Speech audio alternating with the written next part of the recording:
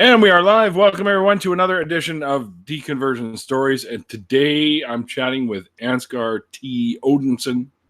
Ansgar used to be Lutheran, and he found his way free from the fallacious belief system into a much more reasonable, thought-out, critical, lifestyle, or critically thought-out lifestyle.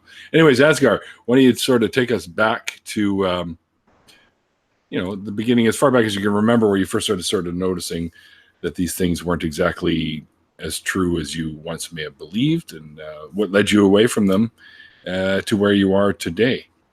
Sure. First of all, thanks for having me on. Great to be here. This is fun. Been looking forward to talking to you. But actually, I would say that there were sort of like almost like a conspiracy of events in my life that all kind of came together to make this happen for me. And for one, I think one of the major things would actually have to be my writing and my artwork. And one of the reasons for that was I really love creating characters, and not just creating them like kind of at a surface level, but really diving deep into these characters. I mean, I want to know everything about them before I start putting them into a story. You know, their musical habits, their dreams, aspiration, desires, sexual desires, whatever, right? Yeah. I want to know, even if the audience never sees this, I want to know it for myself. And sure, it's like you're creating a backstory for them. Right, exactly. And of course, religious beliefs are one of the first things you have to consider when considering a character, because it informs so much about who they are. Yes, indeed. And having this really wide, diverse cast of characters, of course, I decided that some of them needed to be atheist or godless. And one character in particular, I remember he's kind of like like a big brain, an intellectual type, and his personality seemed to match that that sort of thing. And so one of the first things I had to do was come up with, well, why is this character, godless? Why are they atheist? I need to explore what happened in this person's life to bring them to that conclusion. And of course, that leads into conversation and conflict with other characters who aren't necessarily atheist. And strangely enough, the more I went into myself to discover the arguments, the more reasonable they sounded. Like when I tried to argue back against myself, I had a hard time. I had a very difficult time. One of the first and easiest arguments to come up with is, even if God is real, why worship him? He seems like such an asshole, and I had a really, really hard time, arguing back, because you have to get really honest with yourself in this sort of like, headspace where you're developing these characters. At the same time that I was doing this, my adopted son, I have 3 children. They're all adopted from my wife's, had a marriage before me, but, as far as I'm concerned, they're mine. But the youngest son, he's the middle child, was diagnosed with leukemia. Oh, shit. And he survived. He's doing great. He's working on becoming a firefighter. Awesome. Very kid. Cool. Yeah. But at the time, I was going through this in my head, and then I was going through this emotionally. I was going through the character stuff in my head, and I was going through the cancer stuff emotionally. And I started reaching out for different, okay, my faith isn't working for me. This Lutheran faith isn't working for me. So let's look other places. Right. Let's go to other religions and see what it is that they have to say. Maybe they've got better answers for me. It's better options. Right. Exactly. And so as I went around, the answers only seemed to get worse. You know what I mean? My wife was raised Mormon, and she has a really interesting, deconversion story. But she went to she went to her church, and they told her, bring the kid to church. And she's like, well, you don't understand. He's immunocompromised. We had to have air filters in the house. We had to scrub everything completely clean. We had to be very, very careful. He wasn't even allowed to play outside, Mm-hmm. At the time. They're like, oh, God won't let anything happen to him. It's like, what? Right. No. So that wasn't that. Then we went to then we tried out to one of these big mega churches in the area, and by the time we got home, they already had like religious material and food waiting on our porch. Like before we even got home from the church, we found that kind of creepy. Oh, that is kind of weird. Yeah. Thinking back to what you said a minute ago about, oh, God won't let anything happen. Well, why doesn't he just take the leukemia away? Right. Why doesn't... Obviously, he could do that. Why did he let him get leukemia to begin with? Right. Yeah. Then we went to a Pentecostal church, and that was an interesting experience. But it was right around Christmas, I remember, and they put on this big play production, and this was probably the death knell right here. And we're watching this production, and it starts off with this like father of the family who doesn't want to go to church. He just wants to stay home and watch football or whatever, right? Sure. And the bad things are happening in the family, and I think it's like the daughter or the son goes out driving and gets into an accident and is on the hospital bed, right? Mm-hmm. And he goes in there, and oh my God, this is so horrible. And he finally breaks down and prays and says, okay, I promise to go to church. I promise I'll be, a good Christian or whatever. And then that's when Christ comes down and heals the kid. And to me, it was like, be shame if something were to happen to your kids. You might want to come in and, pay the tithing. It's sort of the message I got from this. Like, what? Come to church, or God's gonna kill your kids? Jesus, right. Sounds like a fucking mob boss, right? Right. Be a shame if something happened to your kids. What the fuck? So that was like the death knell. At that point, I was like, no, this is dumb. I'm out. No one has any better answers, and I've honestly been searching for better answers ever since, and there are none. There just aren't. Yeah, I agree. Well, in that respect, anyways, for sure. Mm-hmm. Yeah. Science is your best answer because they've got the best possibility of tackling these issues. Yes, exactly. There were just so many, questions that religion couldn't answer. There was, I'll admit, I admit a certain sense of comfort of feeling immortal, of feeling like, you know what I mean, I'm going to live forever and crap like that. But none of it makes any sense. No.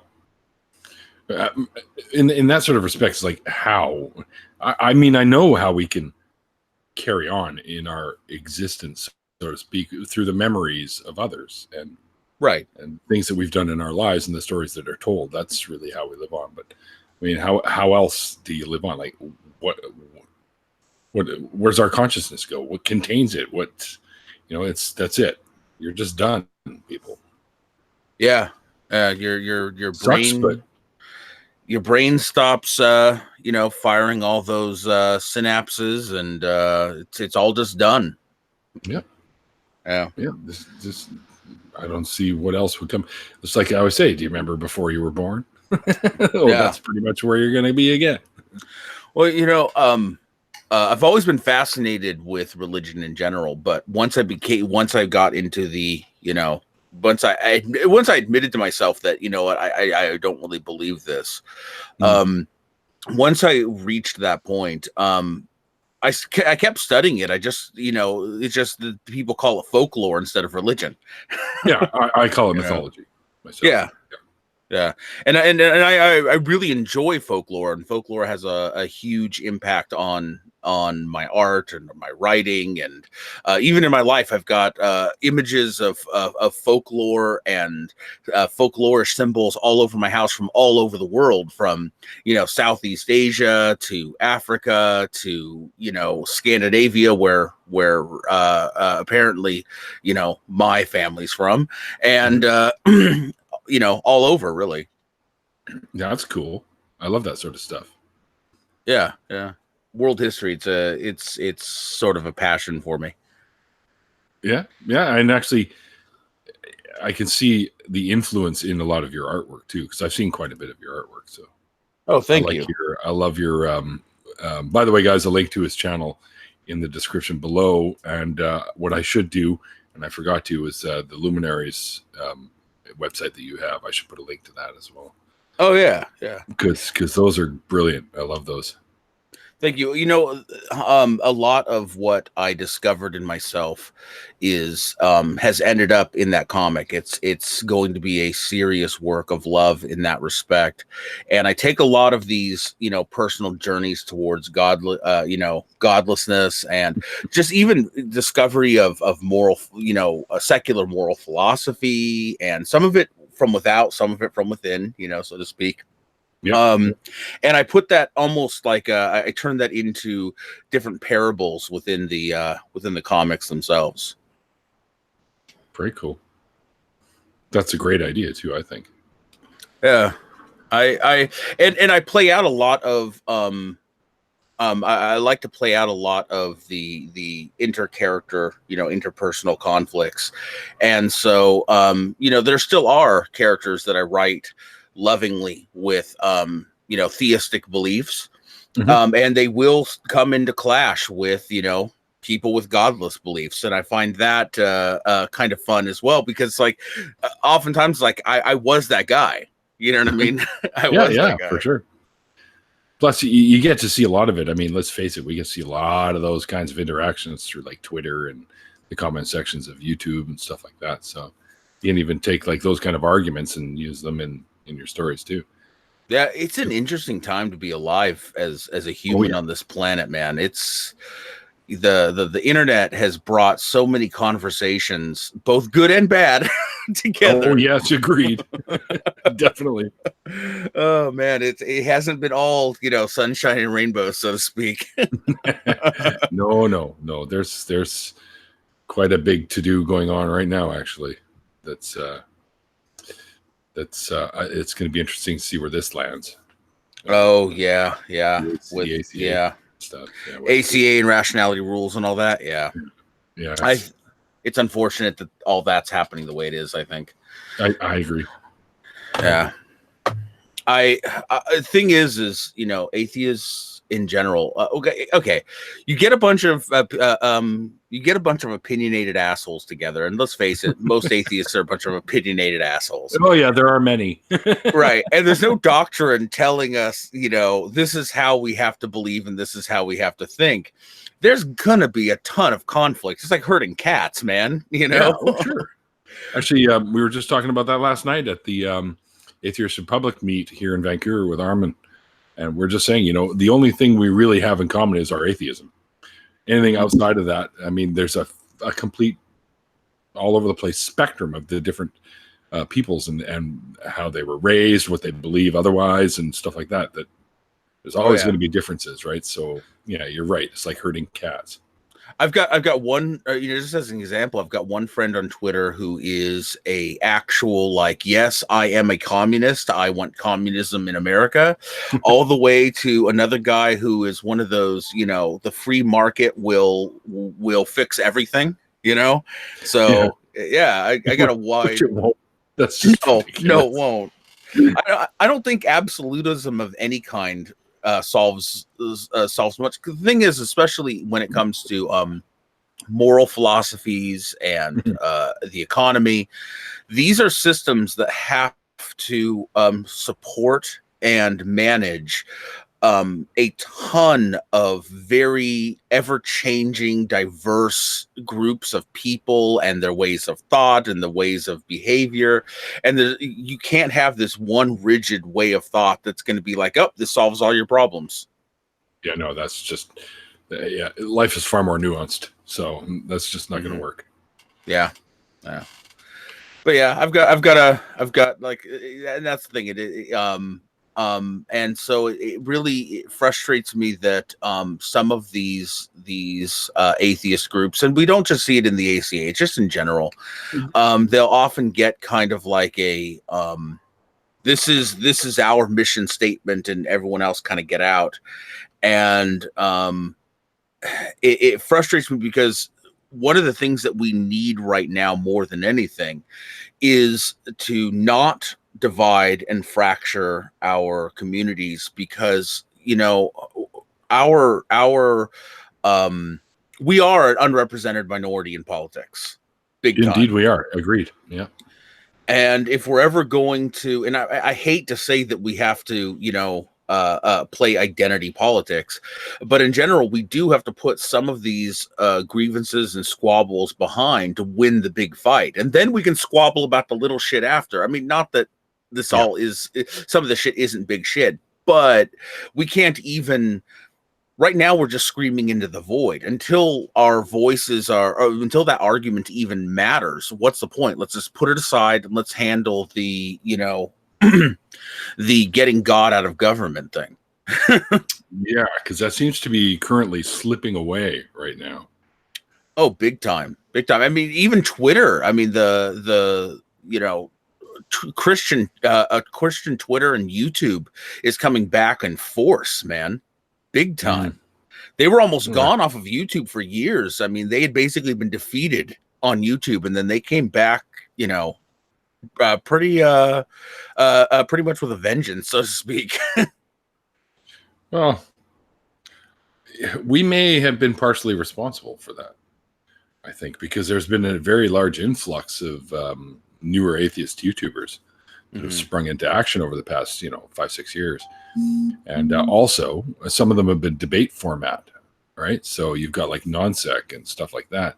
And they're getting these people on there. So it's almost like they sort of reinitialize the to be here with them again sort of thing. Like, oh yeah, right, YouTube, we should probably get back there and fight against these guys speaking against our Lord and Savior.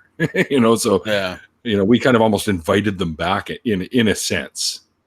Yeah, well, I mean, most of us are pretty argumentative and do like to have somebody to argue against. So yeah, it makes sense. But yeah, it's a little worrying, because in politics, it's not just in America. We're seeing kind of this traditionalist backslide all over the world. Yeah, it's true. Hey, Nacha Witness just joined us. So. Oh, okay, cool. Fashionably late as usual. Yeah, I see. We've got we've also got 9ball in here, and Inquisitive Quandary. Very cool. Yeah. They usually tend to start showing up a few minutes after we've gotten going, because there's so many shows on Saturdays, man. They got Flat Earth Day, whatever, Flat Earth Day with the non-sec people. I mean, then there's other shows. They're all. I should have picked like Sundays or something, but oh well. Yeah, people can watch it recorded if Yeah, absolutely. Else. That's right. Yeah, that's the Flat Earth thing, man. I know. I don't understand. I don't get it. I often think about this, right? We live in a time of human progress where we literally have robotic laboratories scouring an alien planet looking for things like water and microbial life and stuff like that. But we're still debating dumb shit like flat Earth, and you know what I mean? We can't even get basic economic systems right. Should everybody have access to healthcare? I mean, come on. Of course you should. Exactly. And I don't understand why you guys don't. I mean, well, you do, but for some reason, your system, the way it's set up down there, it's hyper expensive, and that's just ridiculous. And every state is different. Like, let me. This is way off topic, but my wife recently had a heart attack, as you might know from Yes. Twitter. Yeah, it seems to be a one-off, just so you know. Probably stress induced. She did have things like chest pain and stuff, but it appears that the chest pain isn't actually related to the heart attack. Like the best working hypothesis right now is that perhaps the chest pain, which was unrelated, caused enough stress, and she was already under a lot of stress to induce an arrhythmia. But they don't really know. But the reason I bring this up is, so at first we got emergency Medi-Cal because there's no way we can afford all this. Right. And Medi-Cal is basically like California state insurance that pays for pretty much everything. They give it to all the state employees as well. And cool. Yeah, it's very cool. But that put her in a really nice hospital, right? Where they took care of her, did everything they could to make sure she was comfortable, got her, did all the tests necessary to figure things out, put her on a really nice heart monitor and, everything. So that's really nice. Yeah. After that emergency period, though, it gets kicked down to a more standardized, version of like state health care, because again, we can't afford it not until November, but that's something to do with our union. But anyways, because of what happened with the insurance, we then had to go to the county hospital, right? Mm-hmm. She gets in there and the lady has no idea what medical records are, can't figure out where she had all these tests, even though they're on her screen, is not interested in anything. She just wants to check boxes and get her out of there as quickly as possible.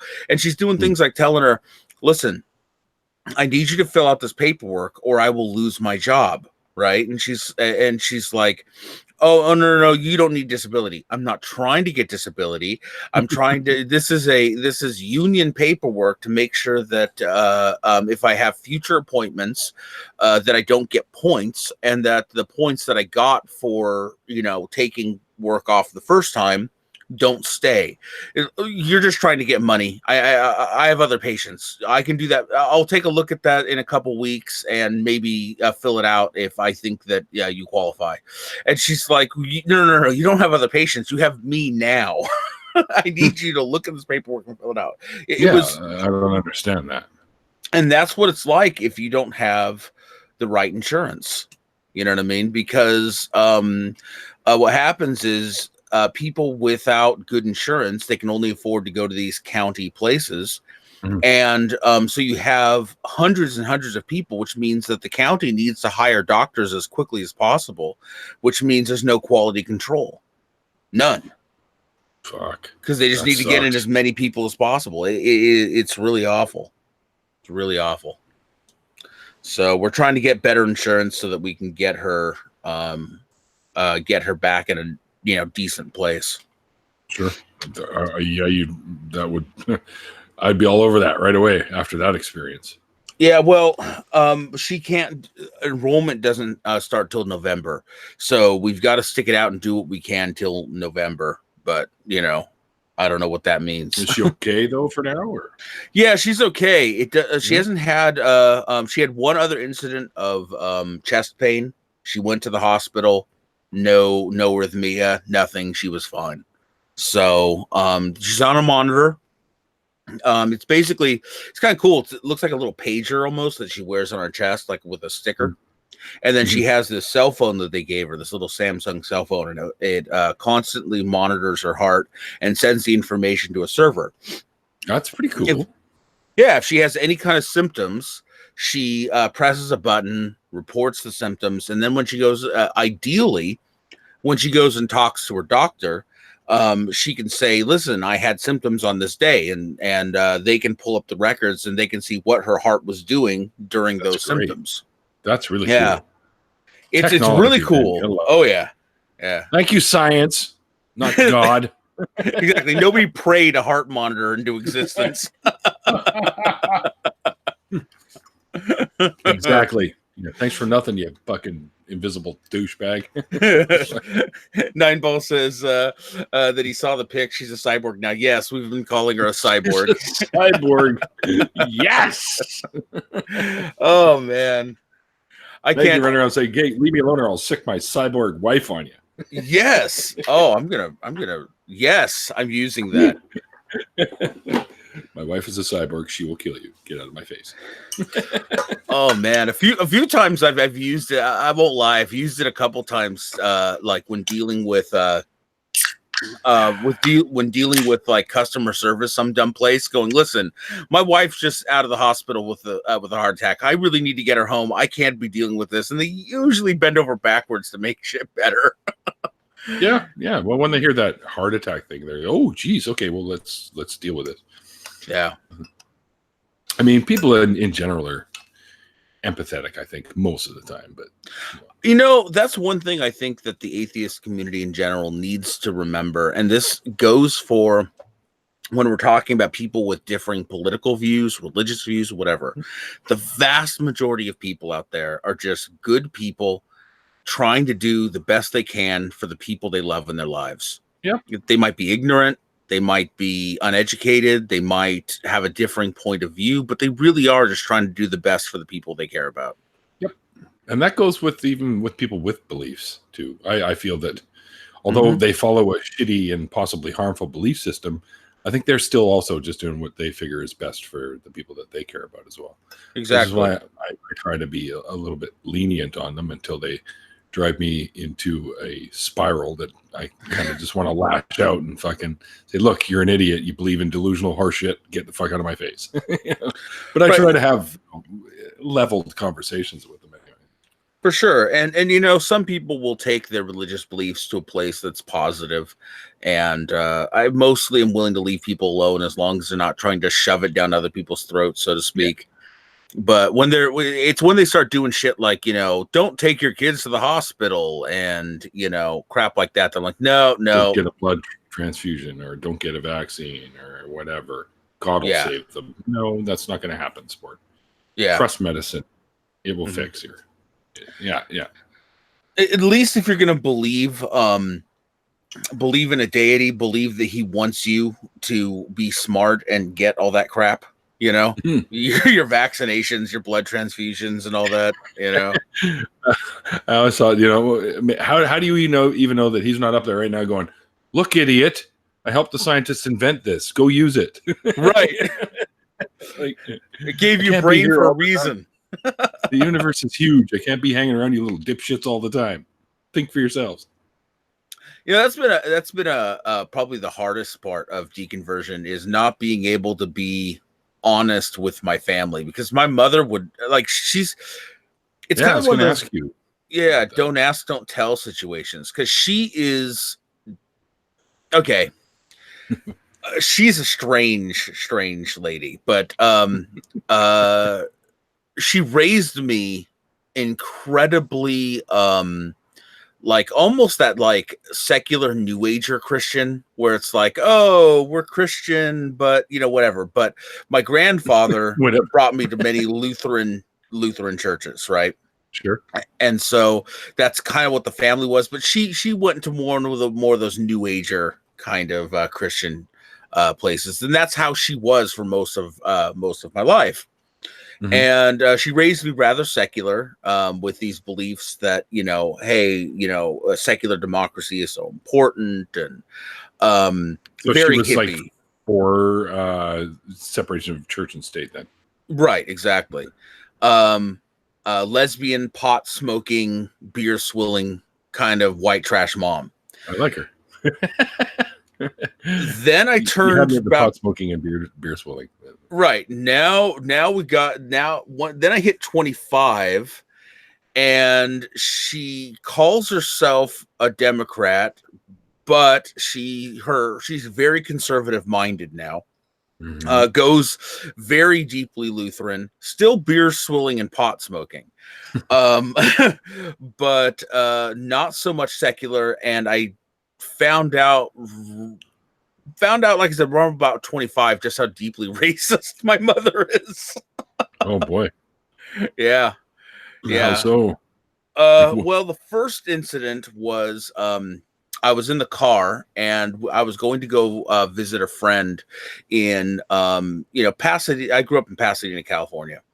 Okay. Very segregated town. Like it's very much like this is the upper class, mostly white area, and this is the area that is mostly the black area, and this area over here mostly has Asian people living in it. It was very segregated town.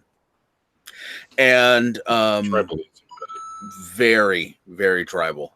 I mean, if you could be non-white and live in the, quote unquote white areas, but you had to act really white or the cops would come by and hassle you. I mean, really, I mean, How do you act white? I don't get it. What do you mean? Like you had to be not just, you had to be, I mean, that's the way they saw it. Really what it is, you had to have that kind of air of, how should I put it? Like kind of old school, kind of 1950s-esque white America about you, just a little bit, very clean cut, like a Leave It to Beaver sort of thing. Yeah, Mom. like you couldn't even really, I mean, even as a long-haired white boy, I got messed with a little bit because I didn't look like I belonged, I hear you there. But like I had a buddy, just as an example, I a black friend named Rodney who wore like nerd clothes, t-shirt with like a anime something on it or whatever, mostly left alone in the Pasadena area. Every once in a while he'd get messed with. And then another buddy who dressed very, very hip hop, and he was a white guy. The moment he walked into the town, the cops would be like, "What are you doing in here? You don't belong here. Get out." Oh, really? Yeah. Wow. But so my mom was taking me over to she was giving me a ride over. I didn't have a car at the time, so she was dropping me off where I was going to pick up my bus to go home, kind of being nice. And we get into the area where, like I said, it's like predominantly a black area. And she goes, "Oh my God, I don't want to get you demonetized, dude." But she says, dude, I trust me. Okay. I've had Duke Bonanza in my streams. I'm not too worried. Okay. She goes, "Oh my God, look at all the porch monkeys." I'm like, "Oh my God, Mom, no. And yeah, that was the moment I found out she was racist, and then I found out she hates Asian people even more. What? Really? Yeah. What was her reasoning behind any of this, or did you ask? I didn't really ask. Like I had my kids over for Thanksgiving, and she was telling us how you could just look in their eyes and see they were trying to get something over on you. Okay. Yeah. My mom lost her mind, dude. Lost her mind. But anyways, she is deeply Lutheran now, and it's one of those things that's like we have kind of like a don't ask, don't tell policy about religion, because like she's dropped hints that she knows I'm not really observing the faith anymore. But she's also dropped hints that, but don't tell me. Okay. Kind of a thing.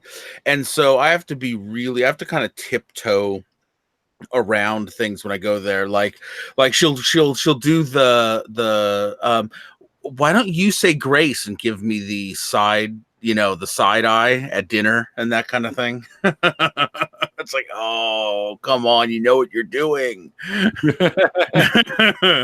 How about no? Yeah. Yeah, more than once I've found ways to excuse myself from the table. Oh, just a second, I forgot something. Right as she's saying, "Why don't you say grace?" See, I would say, all right, sure, and then I would proceed to say, "I'd just like to thank my mother for putting all the time and effort into making this meal for us. I hope you all enjoy it." That's a good one, man. That's a good one. I might remember that. Thank you. That's a good one. Well, you got to speak honestly. At least from our perspective, anyways. Yeah, for sure. I don't know. I don't know what happened to her. She's weird. She's real weird. Some people do that. When I was like 25-ish, she really also didn't like Mexican people. Now she loves Mexican people and spends all of her time, all of her free time on things like Alavera Street, and it's weird, man. That is crazy. Or not crazy, but that is definitely bizarre. Yeah. I don't know like, what's up with her. So now she likes Mexican people, but hates black people and Asian people. Yes. Why can't she just accept the fact that we're all the same? Right. It's just minor, superficial bullshit differences. Exactly. In fact, for me, I think cultural differences are far more significant than skin color differences. Sure. For me, like I've tried to make the point that, I mean, really think about it. Somebody dressed as your in group and acting as your in group, regardless of skin color, is going to feel far more comfortable to be around than somebody who dresses and acts as one of your out group. Somebody dressed in full corporate attire, I'm not going to be as immediately comfortable with than as a dude in a leather jacket and a pair of motorcycle boots. You know what I mean? That's going to be like easy. Just, hey, what's up? Yeah, exactly. Or somebody wearing a dragon on their shirt. I'm just going to be immediately, oh, that's my people. Yeah. So I think cultural. Our cultural differences are far more significant and profound than our skin color differences, and I don't really understand why so many people seem to want to turn back to. I felt like we were making progress, and now all of a sudden we've got people who it's like regression. Yeah, who are really stuck on looking, caring about these superficial details. I don't get it. Yeah, I don't either, man. But that's it just seems to be the way it is now. Recently, and honestly, since Trump got into power, all these under the surface white supremacists and nationalists feel like they have the platform to jump around, or a soapbox, anyways, to jump around and spew their fucking bullshit, and it's troubling. Yeah, it is. Then they use the Bible and religion as kind of their safety net as well. Like, oh, well, this is the holy book and it must be moral and good and it's backing me up. Fuck you. And that's like, no, asshole. Get the fuck out of here with that shit. Well, and one of the things that I see disturbing within the atheist community is when they ostracize people and call them alt-right and call them Nazis and crap like that. I've seen people get pushed into that crap. Those people are waiting there. You know what I mean? Those Nazi motherfuckers, they really are waiting there to be like, oh yeah, you really were mistreated. Come here and hang out with us. And when you isolate somebody with that kind of a community, a lot of people are going to go where they're comfortable, where they feel welcome. You know what I mean? Yep. So they're like enticed by it. Yeah. I mean, I who knows how many of us would have been enticed into some really nasty, just horrible worldviews if we were in completely different situations. Yeah, we don't know. Yeah. But that's all I can say. I just know my nature, anyways, as a person. I've never really gravitated towards any sort of belief systems that had the potential to harm people. So, which is good. I may not. I mean, there may have been a couple of sporadic moments here and there through my life where that looked possible, but I never really ended up there. Yeah, I've said stupid racist shit in my past too. I've said stupid shit to any oppressed minority or about oppressed minorities or repressed minorities or whatever minority groups will say, because but that's just growing up in as a cis white male privileged kid, middle class, had everything I ever needed as a kid, that sort of thing, and having the adults around that express stuff like that because they're old school and whatnot, it rubs off on you. And I've made mistakes and said stupid things in my life as well, but as anyone might. But yeah, of course. um, I outgrew that shit, and I decided, that's just not who I am. I think that's just social programming from the stimuli around me, and I was literally parroting, is what I look at it was. Well, if you what I like to look at is, look at a country, any one of the countries that is dominated by a theocracy. Mm. And it doesn't matter what theocracy, but one of the clearest examples we have right now are some of the Muslim theocracies. Are we to assume that the majority of the people living there are just bad people, or that the environment in which we grow up in has a much greater sway over who we become and what our worldview is than we'd like to admit?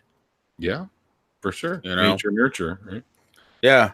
So I think that I do, and even within those horrible theocracies, there will be people who stand up and say, "No, this is wrong, and I'm willing to die to say that this is wrong." But those are rare individuals. Those are very rare individuals. Well, if I feel something is wrong enough, I'll stand up, even if it means I might get harmed. I'll still stand up, and I've done it already, and I've done it already and had my ass kicked a couple of times in that situation. So. But that's only because there was more of them and less of me. So I remember being the only person left at a sit-in protest. So I know what you're talking about. So yeah, I mean, I'll stand up for what I feel is right and justified. Yeah, when the cops showed up and said, we're going to be arresting anyone who refuses to leave, and everyone left but me, I felt kind of out in the cold, but it's like, nope, you're going to have to arrest me. Sorry. Good for you. Stand your ground. Yep. I mean, so what was this that you were sitting there for? Was this like just to like was something you guys weren't in agreement with and you wanted to stop, or? Mormon Church, after they donated a bunch of money to Prop 8, which was to end legalized gay marriage in California. Oh wow. Yeah. Oh, it's good for you, man, sticking up there for that. And of course the cops are probably like, look, buddy, we don't want to do this, but we have to because we're police and they asked us. Right, exactly. Right. Exactly. Because I'm sure they probably weren't on the same side of the fence as the church was. No. I mean, I can't say that for sure, but I'm sure a few of them were. How about this? None of them wanted to actually have to make an arrest over it. You know what I mean? Right. Whatever they might have thought about it, none of them wanted to have to make an arrest over it. But and most people weren't willing to be arrested over it. They were just like, okay, we've said our piece and now we're going to go. And I was like, no, man, I said I was here. I'm here. You're going to have to put me in cuffs. Sorry. Yeah. I would have done the same thing, especially for something like that. Yeah. Gay marriage had been legalized in California, and then Prop 8 was to not only re-illegalize it, but it would actually nullify any gay marriages in the state. Like, even if you went, let's say at that time it was still legal in I believe it was Hawaii. Mm-hmm. You could go get married in Hawaii, and then the moment you crossed into California borders at the time, when Prop 8 was on the books, it nullified your marriage, or it wasn't recognized. Yeah, it was that horrible. If you got your certificate in Hawaii and you got married in Hawaii, they can't just. I mean, if you're in California, they're not going to recognize that certificate. Right. Excuse me, that's the proper way to say it. Yeah, they would not recognize marriages, whereas before, they even when it was illegal, they would, like most states, if you got married somewhere legally, okay, you're legally married, whether or not you can do that here. But yeah, that proposition went a step further. Mm-hmm. Yeah, that sucks. Like, it's like, why do you fucking care? Right, like, you don't like gay marriage, don't get gay married. Yeah, well, gay people have just as much right to be miserable like all the rest of us, right? That's yes. what I like to say it too. Yeah. I've had some bad experiences with the marriage thing, so that's kind of why it comes out that way for me. Well, but, everyone's got the right to be married with the person they're in love with. I don't see what the fucking problem is. I personally think we need to put a lot less emphasis on marriage in general, man. I think that one of the things is religion has put us in a place where we culturally believe that we should all aspire to grow up, get married, have kids. Like for me, I think that marriage should be not necessarily the thing we all are looking to do. I think marriage should be that thing that we reserve for when we are really goddamn sure. In the meantime, love and fuck and go out and have fun, and you know what I mean? The only reason my marriage really just you can have a little ceremony where you clink glasses and you go, okay, we're together officially. Right. My wife and I only ever got married because we had already been together for 10 years and we are still best friends and lovers and everything. You, man. Thanks, man. That's the kind of thing that I've always looked for. And after 100 and something fucking million tries, I think I figured the common denominator must be me. So I don't know what it is, right? So I think those kind of relationships are honestly rare.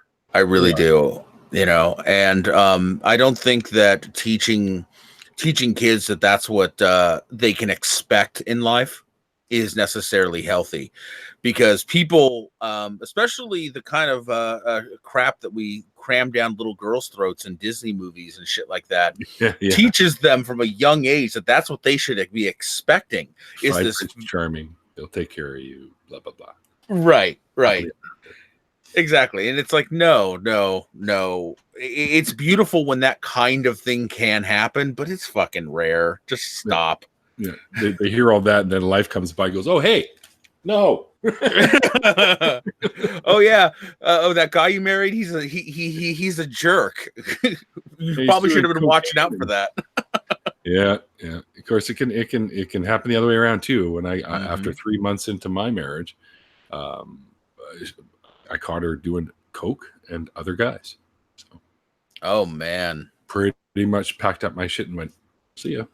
Yeah. Oh, thanks for teaching your kids to lie to me about it the whole time too. That was wonderful. Oh, good God, dude. Yeah. So, people can be really, really awful to each other in relationships. I mean, just the things that people will justify to themselves doing to their partner, you know, is incredible. I'll never understand it. Yeah. Apparently I'm being called back to the Enterprise now. That's what it sounded like. I do. I have some cool little notifications, like the coin boing in Mario and yeah, I heard the coin earlier. Yeah.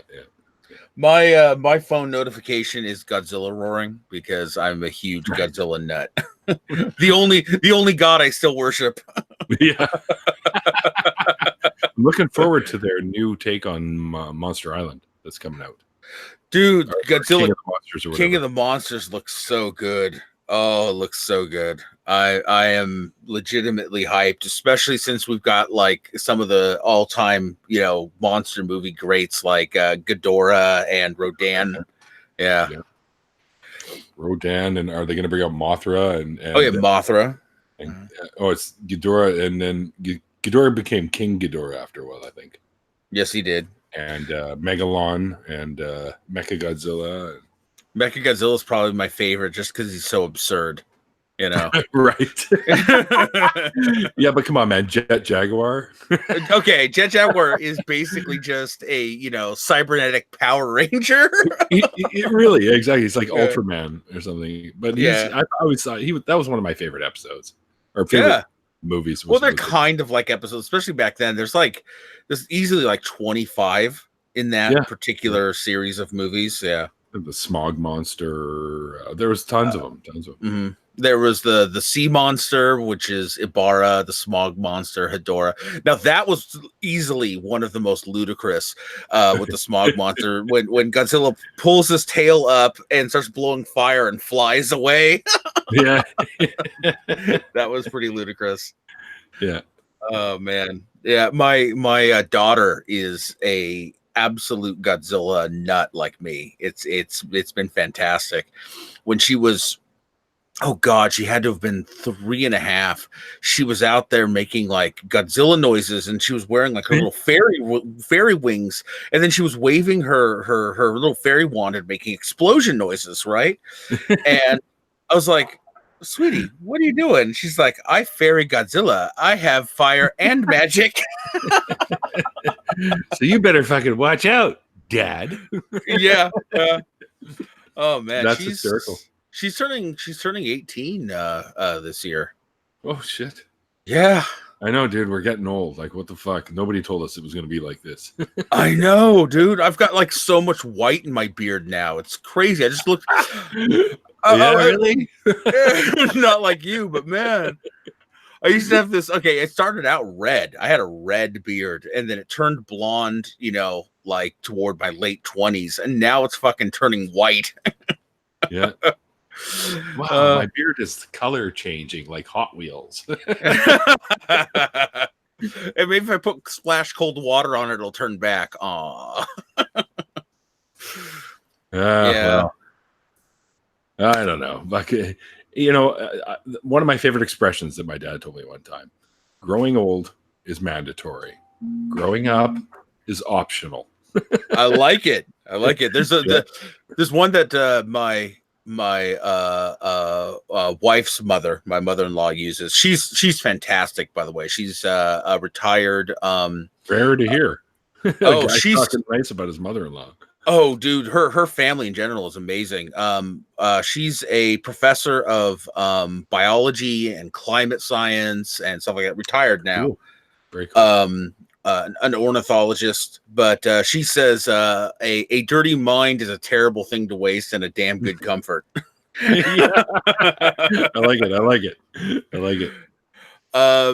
But yeah, one of the belief systems I've come into contact with rather rather throughout all of my life, because I had neighbors growing up, and then my wife was raised Mormon, is Mormonism. And some of the most absurd religion I think I've ever come into contact with, to be quite honest. And some of the most damaging that I've personally witnessed anyways. I know Catholicism can be horrible, just absolutely horrible. Don't even get me started, man. But both of the neighbor girls across the street from me were molested by their father. My wife has been abused by both her family and then her husband, who was Mormon. I mean, it was woo. It was harsh. And some of the weird shit, like they believe that once if you're a good Mormon, I mean, the best Mormons, when they go to heaven, they'll become gods of their own universes. And then they and their wife will populate. Yes, they and their wife will populate those universes by having spirit babies together. Oh, of course. Of course. By the way, I saw you snuck in. But yeah, it was. Yeah, that's a real thing. In fact, the show Battlestar Galactica was based off of Mormonism. Oh, I could see that. Wow.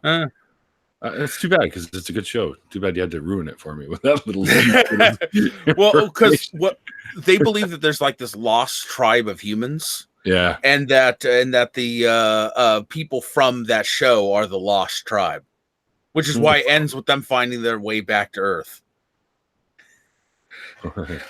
Well, said that she grew up as a Mormon and almost didn't get out alive.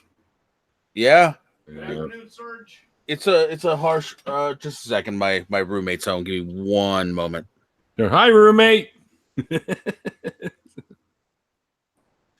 That's okay. Everyone can watch me drink a beer. There you go.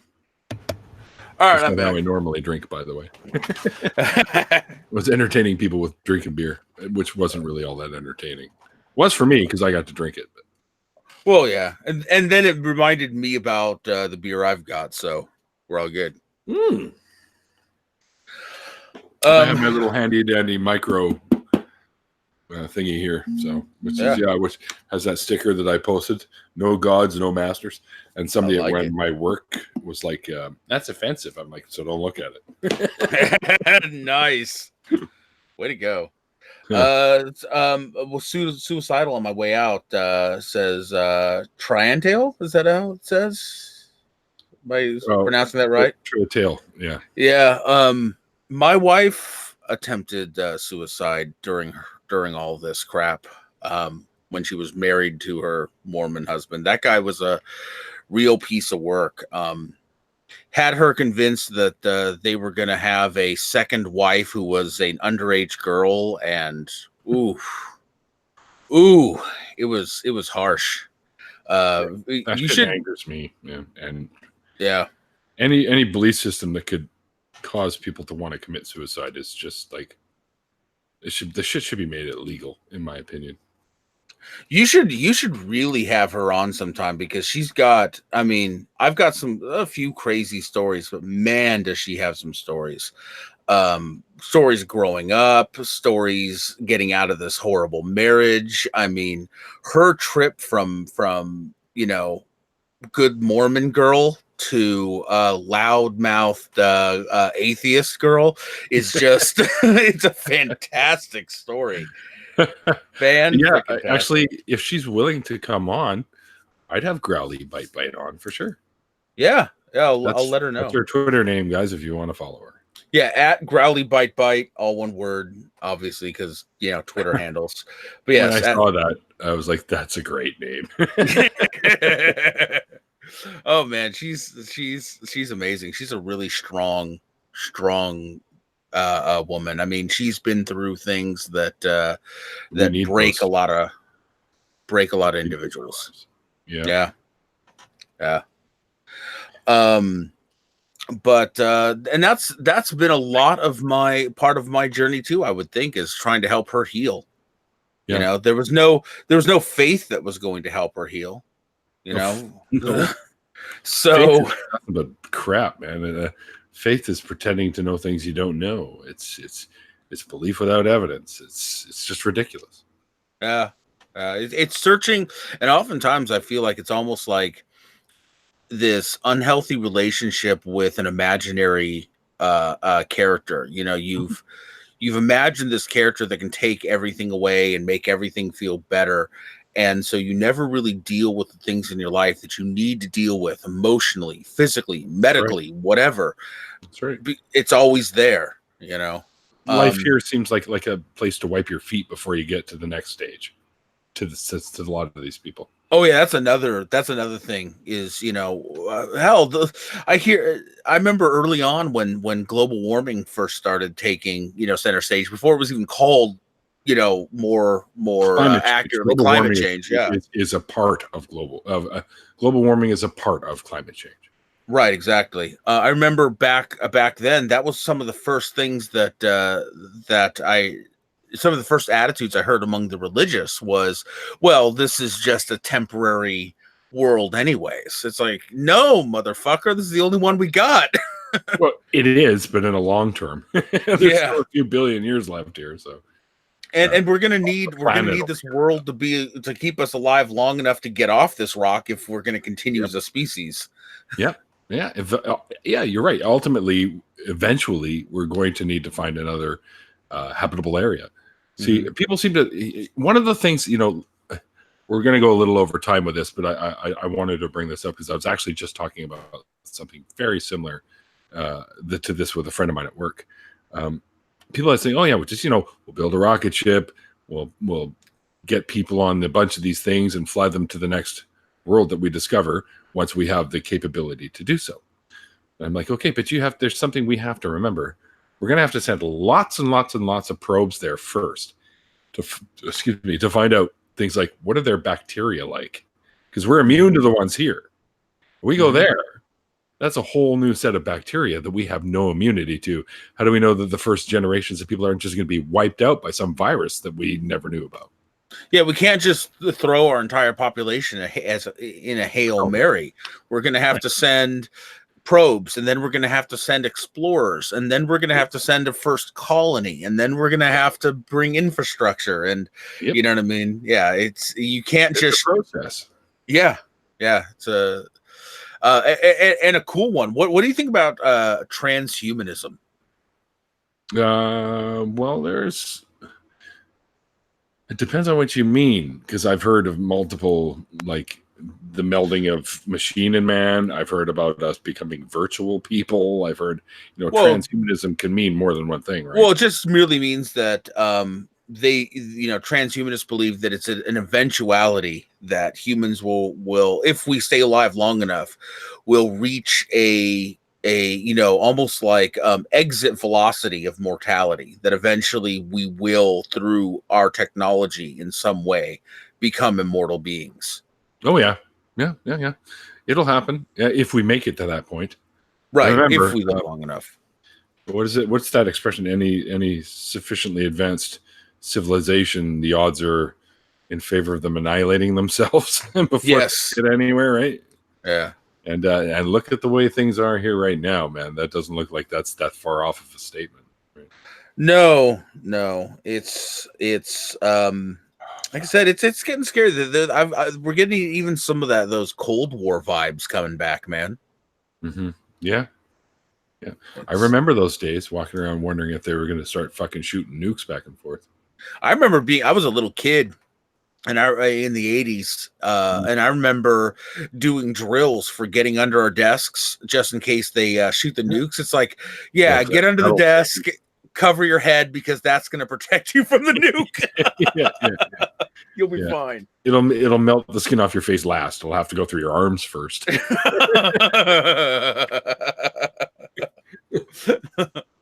All I can see is this, standing up, and the only thing that's left is a face. It's like, is this good? Is this good? Are we all right?